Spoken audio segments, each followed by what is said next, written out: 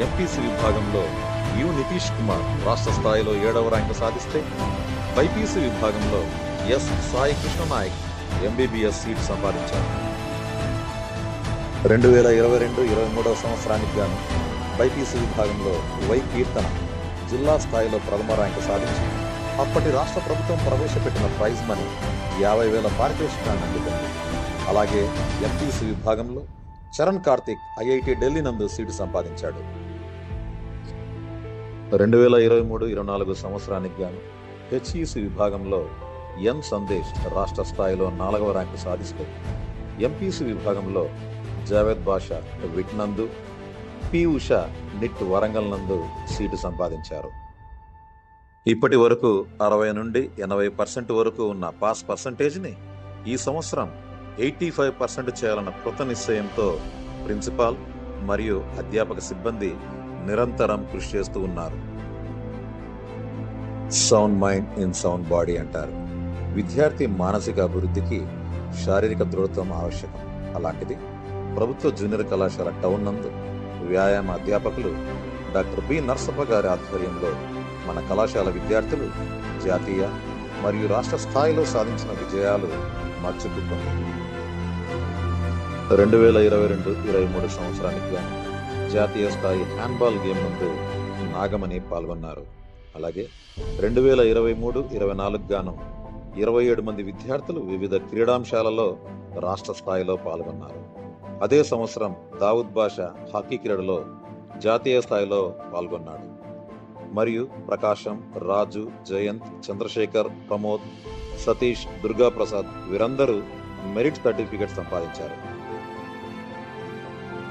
2024-25 సంవత్సరానికి గాను ఈ కళాశాల తరపున 34 మంది విద్యార్థులు రాష్ట్ర స్థాయిలో వివిధ క్రీడాంశాల్లో పాల్గొన్నారు. వీరిలో 6 మంది విద్యార్థులు జాతీయ స్థాయిలో పాల్గొన్నారు. ప్రసాద్ నాయక్, జయంత్, సతీష్, మణికంఠ, పరశురాముడు, బద్రీనాథ్ రెడ్డి జాతీయ స్థాయిలో ఈ కళాశాల తరపున పాల్గొన్నారు. 80వ దశకంలో ప్రభుత్వ జూనియర్ కళాశాల టౌన్కు ఉన్న మరో పేరు తిమ్మయ్య కాలేజ్. ఇలా ఒక ప్రభుత్వ సంస్థకు ఒక వ్యక్తి పేరు ప్రత్యామ్నాయం కావడం చాలా అరుదు. దీని వెనుక ఈ కళాశాల అభివృద్ధికి అతను చేసిన కృషి, వేసిన ముద్ర అమూల్యమైనవి. తిమ్మయ్య గారు, మరో మాజీ ప్రిన్సిపల్ శ్రీ కొట్టే చెన్నయ్య గారు, ఇప్పుడు శ్రీ సి సుంకన్న గారు ప్రభుత్వ కళాశాలను ర్యాంకుల కళాశాలగా మార్చడంలో ప్రముఖ పాత్ర పోషించారు. ఈ కళాశాల మాజీ ప్రిన్సిపల్ శ్రీ తిమ్మయ్య గారు, మరో మాజీ ప్రిన్సిపల్ శ్రీ కృష్ణారెడ్డి గారులతో కలిసి ఈ కళాశాల పూర్వ విద్యార్థి అయిన శ్రీ కె రవీంద్రారెడ్డి గారి ఆర్థిక సహాయంతో ఈ కళాశాలలో 70 లక్షలతో శ్రీ రవీంద్రారెడ్డి లెర్నింగ్ సెంటర్ను విద్యార్థుల సంక్షేమం కొరకు నిర్మించి తాను చదువుకున్న కళాశాల పట్ల అభిమానాన్ని చాటుకున్నారు.